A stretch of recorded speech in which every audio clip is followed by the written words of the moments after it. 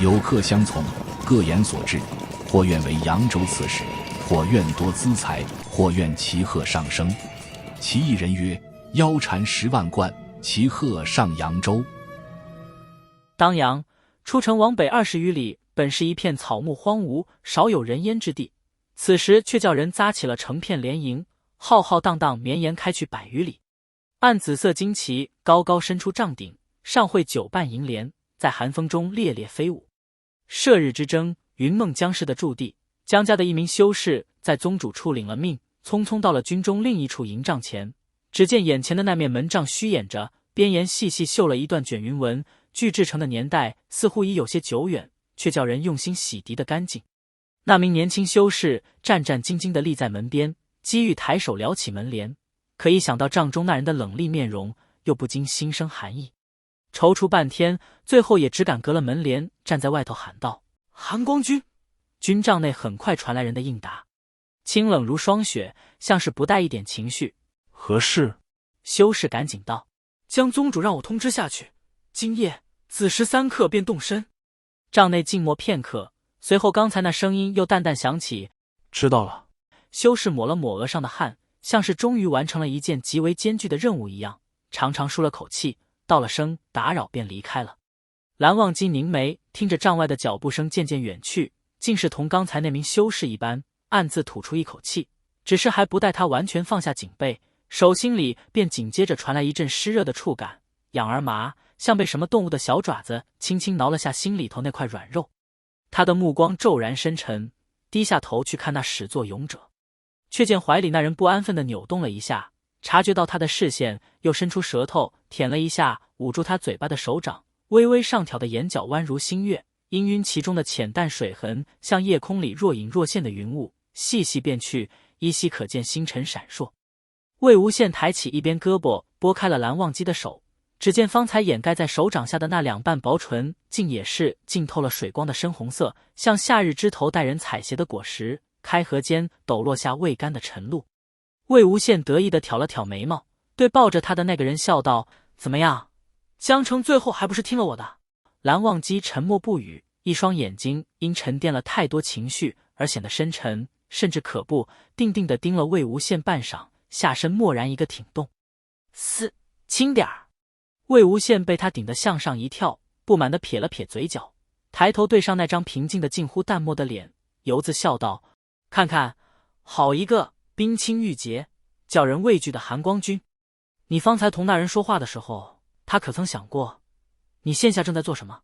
蓝忘机顺着魏无羡的目光看去，军帐内一片凌乱，岸上的茶杯不知何时倒得七零八落，早已冷透的暗色茶水流淌了满地，素白被褥叫人从榻上生生扯落，余下一脚仍不甘地拽着床板，大半却被人踢在脚边。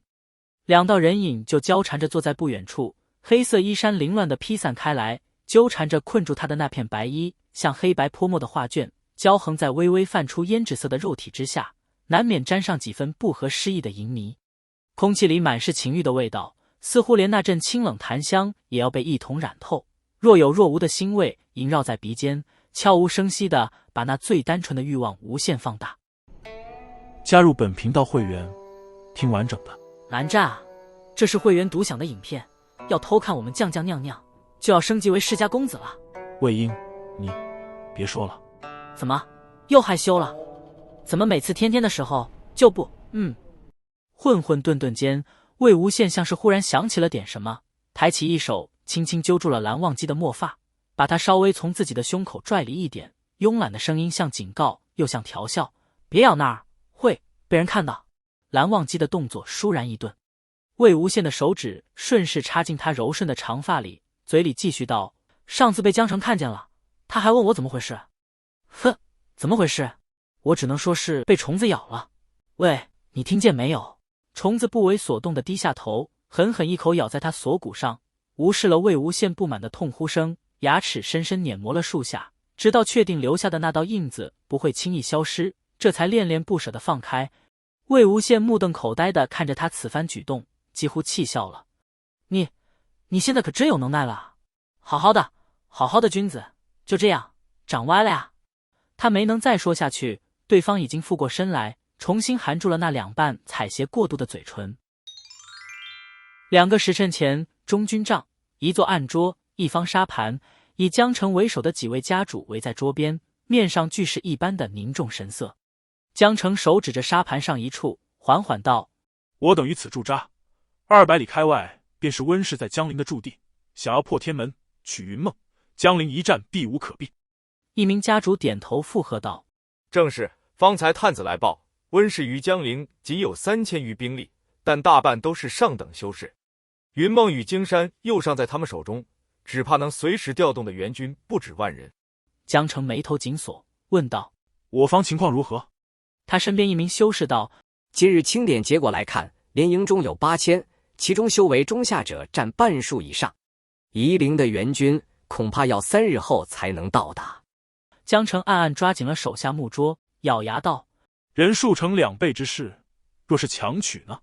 闻言，几位家主纷纷低头思索此举是否可行。一直沉默的蓝忘机却忽然开口道：“人数确实占优，但能力不对等，即使勉强胜过，也要折损大半兵力。若是等温氏后援赶到，更是退无可退。贸然取之，只怕得不偿失。”江城啐了一口，脸色愈发阴沉。温狗！蓝忘机道：“眼下等待后援，应当是最为妥当的做法。”众人盯着桌上的沙盘，恨不得伸手去将那些布局全部推翻，心中叫喊着不甘，却又着实想不到更好的办法。江城长叹一口气，正打算道出结果，不料帐中一角忽有人开了口：“不必这么麻烦，强取便是。”桌边众人齐刷刷地将目光转移到那人身上，只见魏无羡靠在软垫上，姿势里竟透出几分随意与慵懒，面上全然一副运筹帷幄的自信，手中一管漆黑的笛子转得飞起。那几位家主中，早有人看他作风轻浮，举止随便，而心有不满，碍于江城颜面不好提及，勉力压抑着怒火道：“魏公子，战争非儿戏。”魏无羡听了，只觉好笑，2条腿翘起来，调换了一下角度，挑眉道：“能便是能，不能便是不能。我既然说可以，那就是我做得到，不能因为你们做不到就默认我也不行。”你……那家主被他一番极带讽刺意味的话憋得哑口，奈何无法发作，只好愤愤一甩袖子，将目光投向江城。江城皱着眉打量了他一会儿，沉声问道：“你有把握？那可是3000精锐。”魏无羡把陈情向上抛起，看也不看，便横手接下，自信道：“当然。”江城重新陷入沉思，岂知此时又有人开了口。只听蓝忘机道：“此战非同小可，贸然出击实为不妥。”魏无羡收了笛子，抬头坦然迎上他的目光：“那你待如何？”蓝忘机道：“按兵不动，等待支援。”哼，像听到了什么笑话。魏无羡唇角一弯，无不挑衅道：“我们有支援，难道温狗就没有了？人家的支援还比我们多，比我们快。当阳距江陵不过200里地，他们早该知道我们来了，迟迟不动作，不过是料定我们不敢前去。”蓝忘机脸色也有点难看：“那可有上等修士逾1000人？所以你怕了？”魏无羡打断他，目光审视一般转向帐内其他人：“所以你们怕了？”帐内一片死寂，无人答他。蓝忘机色声道：“你这样莫不是将人命当作儿戏？”魏无羡笑道：“又是儿戏？你们是只会说这个词儿，我就直说了，真正要打的也不过就是对上那3000精锐一战，往后无论他来多少援军，都有那3000修士替我们扛着。”他顿了顿，眼中悄然浮上一层兴奋，唇角勾起3分嗜血的弧度：“精锐？呵，精锐才好。”说罢，不去看面上清清白白的蓝忘机，转身向江城道：“按兵不动才是正中对方下怀。我们不仅要主动出击，还要尽快，最好今夜就行动，杀他们个措手不及。”江城目光凝重地点了点头，若有所思。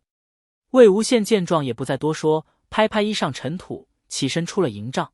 他走后，方才被他噎过的那名家主不满道：“想来就来，想走就走，他还真是以为自己多厉害了。”江城没有答话，静默半晌，沉声道：“就按他说的做。”蓝忘机出了中军帐，向自己的住处走去。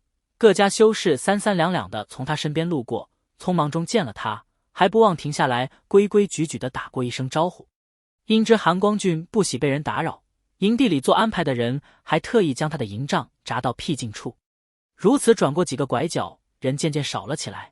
然而，就在他转过最后一道弯的时候，忽然从鞋里伸出一只手来，牢牢捂住了他的嘴巴。欢迎升级成为世家公子，听完整版小说。